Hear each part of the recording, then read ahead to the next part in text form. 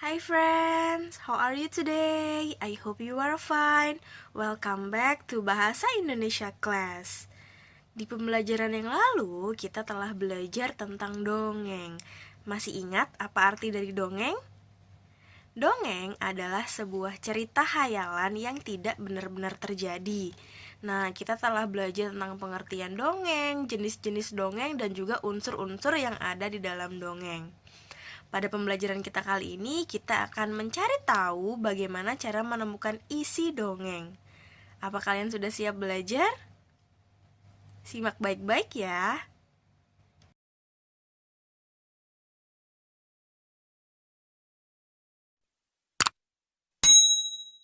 Tema 2, subtema 2, manfaat hewan bagi kehidupan manusia. Muatan pelajaran bahasa Indonesia, mencari informasi dalam dongeng. Sebelum kita mulai belajar, Miss Gaby ingin menjelaskan tujuan dari pembelajaran kita. Siswa diharapkan dapat menemukan isi atau informasi dalam dongeng dan menjelaskan isi atau informasi dalam dongeng.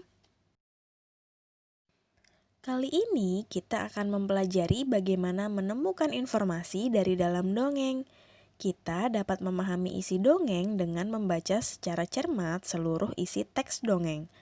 Kita juga dapat memahami isi dongeng dengan menjawab pertanyaan berdasarkan kata tanya apa, di mana, kapan, siapa, mengapa, dan bagaimana.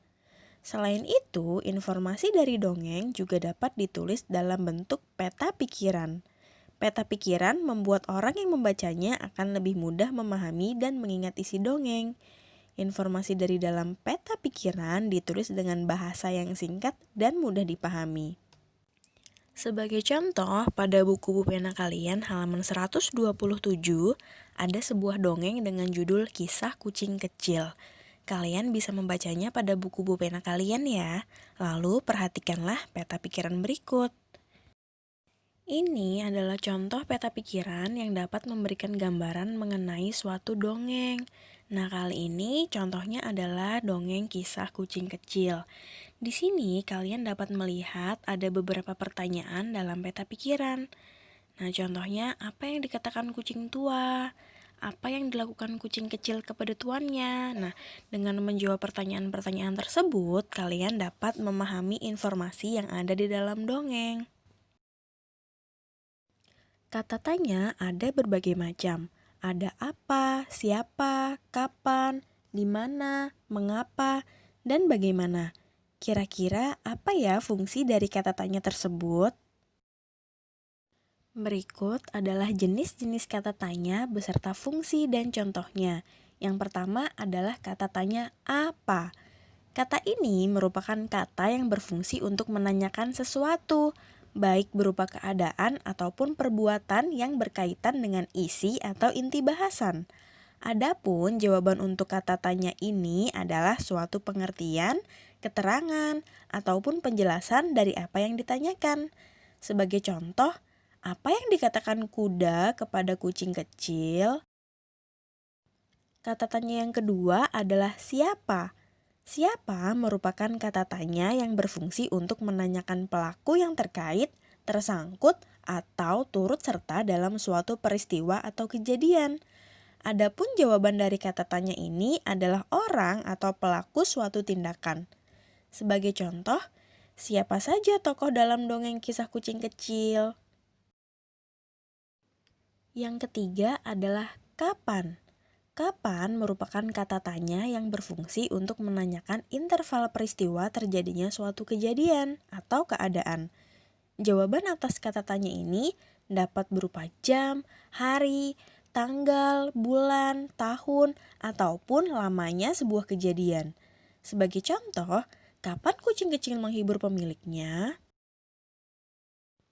Kata tanya yang keempat adalah di mana. Di mana adalah sebuah kata tanya yang berfungsi untuk menanyakan suatu tempat peristiwa berlangsung, lokasi yang akan dituju, serta tempat yang sedang digunakan atau yang tengah disambangi. Adapun jawaban atas kata tanya ini adalah tempat atau lokasi yang ditanyakan. Sebagai contoh, di mana latar peristiwa dalam dongeng Kisah Kucing Kecil? Selanjutnya adalah kata tanya mengapa. Mengapa adalah sebuah kata tanya yang berfungsi sebagai penanya alasan atau sebab sebuah peristiwa terjadi. Jawaban atas kata tanya ini adalah penyebab kenapa peristiwa tersebut dapat terjadi. Sebagai contoh, mengapa kucing kecil merasa sedih? Selanjutnya adalah kata tanya bagaimana. Kata tanya ini berfungsi sebagai kata yang menanyakan cara atau proses sebuah peristiwa berlangsung, serta untuk menanyakan keadaan atau kejelasan akan suatu hal.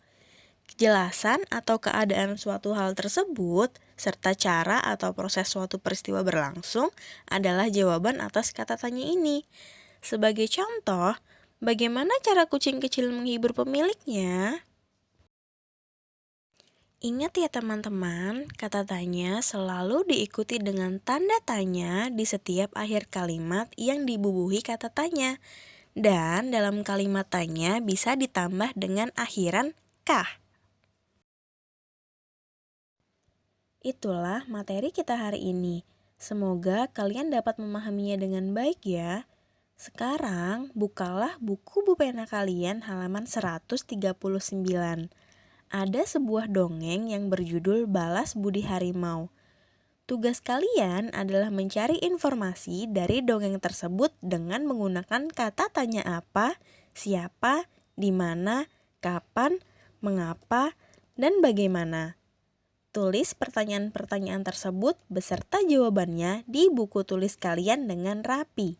Setelah itu, capture dan unggah di Google Classroom Bahasa Indonesia. Kalian hanya perlu membuat masing-masing kata tanya tersebut satu pertanyaan ya.